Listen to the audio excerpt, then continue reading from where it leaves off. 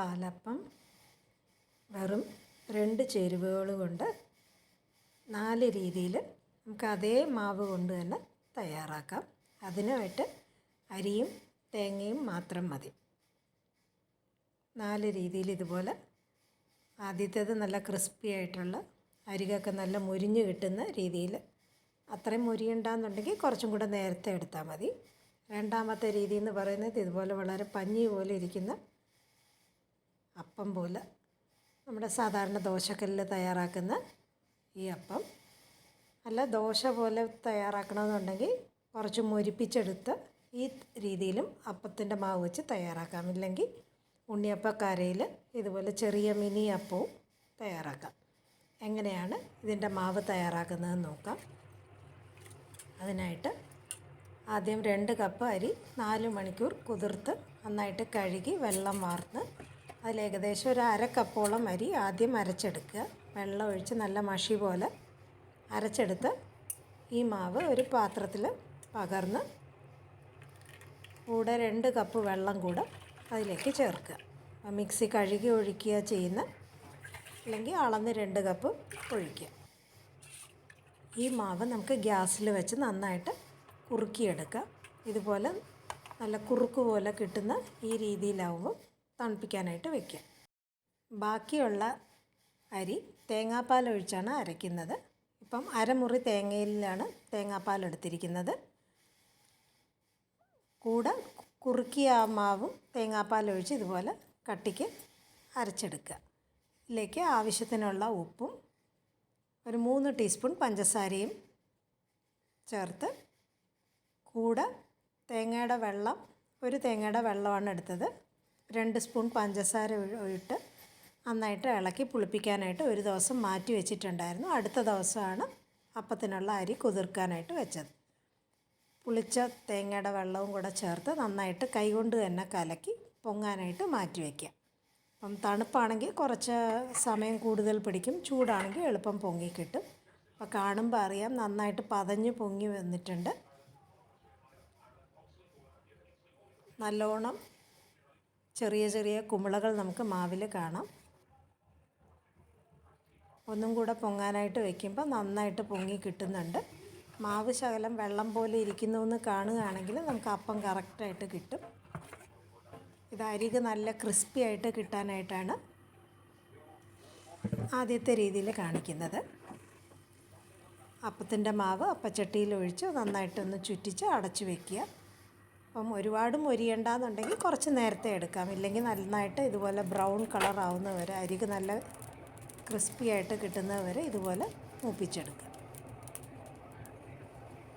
ആദ്യത്തെ രീതിയിൽ അപ്പച്ചട്ടിയിൽ ഇതുപോലെ തന്നെ നമുക്ക് നല്ല മുരിഞ്ഞ അരികോട് കൂടിയിട്ടുള്ള അപ്പം ഇതുപോലെ തയ്യാറാക്കി എടുക്കാം. നടുവ് നല്ല സോഫ്റ്റും ആയിരിക്കും, അരിക് നല്ല ക്രിസ്പിയായിട്ട്. ഇതുപോലെ അപ്പച്ചട്ടിയിലാണ് ആദ്യത്തെ രീതിയിൽ നമ്മൾ തയ്യാറാക്കിയത്.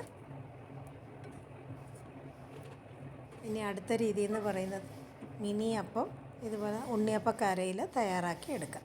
അതിനായിട്ട് ഒരു ചെറിയ സ്പൂണ് വെച്ച് വേണം മാവ് ഒഴിക്കാനായിട്ട്. കുഴിയിൽ മാവ് 1 സ്പൂൺ ഒഴിച്ചതിന് ശേഷം നടുവ് ഇതുപോലെ ഒന്ന് പ്രസ് ചെയ്ത് കൊടുക്കുക. അപ്പോൾ അരിക് മുരിഞ്ഞ് കിട്ടാനായിട്ട് ഉണ്ണിയപ്പക്കാരയുടെ മുകളിലേക്ക് മാവൊന്ന് പൊങ്ങി കിട്ടുകയും ചെയ്യും. 2 or 3 പ്രാവശ്യം ഇതുപോലെ ഒന്ന് പ്രസ് ചെയ്ത് കൊടുക്കുക. ഓരോന്നായിട്ട് ഇതുപോലെ പ്രസ് ചെയ്യുന്നതാണ് കറക്റ്റായിട്ട് കിട്ടുന്നത്. എല്ലാം ഒഴിച്ചിട്ട് ഉണ്ണിയപ്പക്കാര മൊത്തമായിട്ട് ഇത് ചുറ്റിച്ചെടുക്കുകയാണെങ്കിൽ ഇത്രയും പെർഫെക്റ്റായിട്ട് കിട്ടത്തില്ല. ഇത് അടച്ച് വെച്ച് ഏകദേശം ഒരു മീഡിയം തീയിൽ നമുക്ക് വേവിച്ചെടുക്കാം. നടുകും നന്നായിട്ട് വെന്ത് കിട്ടിയിട്ടുണ്ട്, അരികും നല്ല ബ്രൗൺ കളറിൽ മൊരിഞ്ഞ് കിട്ടിയിട്ടുണ്ട്. ഇതുപോലെ മിനി അപ്പം നമുക്ക് ഉണ്ണിയപ്പക്കാരയിൽ തയ്യാറാക്കാം. അടുത്തത് അപ്പക്കാരയും ഉണ്ണിയപ്പക്കാരയും ഇല്ലാത്തവർക്ക് ഇതേ മാവ് കൊണ്ട് തന്നെ ദോശക്കല്ലിൽ നമുക്ക് അപ്പം തയ്യാറാക്കാം. ആദ്യത്തെ രീതി ഇതുപോലെ വെറുതെ മാവ് ഒഴിച്ച് അടപ്പ് വെച്ച് അടച്ചു വെച്ചിട്ട് നന്നായിട്ടൊന്ന് വേവിച്ചെടുക്കാം. അപ്പം മാവ് നന്നായിട്ട് വെന്തിട്ടുണ്ട്. നമ്മളെടുത്ത് നോക്കുമ്പോൾ അപ്പം ഇതിൻ്റെ ടെക്സ്ചർ കറക്റ്റായിട്ട് കാണാൻ പറ്റും. വളരെ സോഫ്റ്റായിട്ട് പഞ്ഞി പോലെ ഇരിക്കുന്ന അപ്പമാണിത്.